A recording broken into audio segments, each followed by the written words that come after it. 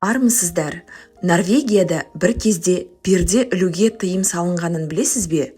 Бұл заң емес, сенімге негізделген дәстүр еді. 19-20 ғасырларда ашық терезе адалдық пен ашық өмірдің белгісі саналған.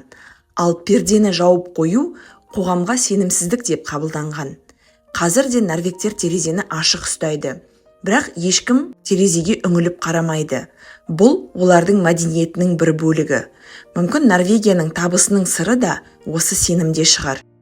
Терезе алдындағы гүл, жанып тұрған шам, немесе жай ғана ашық перде бізде жасыратын ештеңе жоқ деген белгі болған. Бұл тіпті жазылмаған, бірақ барлығы ұстанған норма еді. Қызығы, бұл мәдениет әлі күнге дейін сақталған.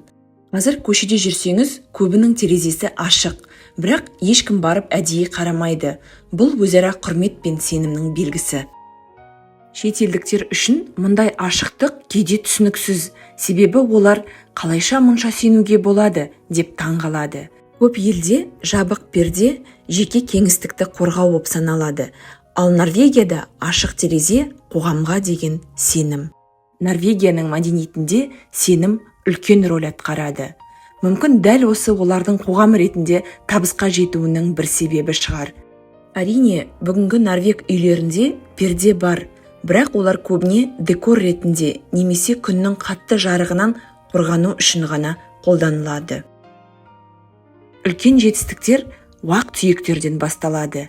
Бәлкім нағыз жеңіс терезеңді ашық ұстап, әлемге сеніп өмір сүру шығар.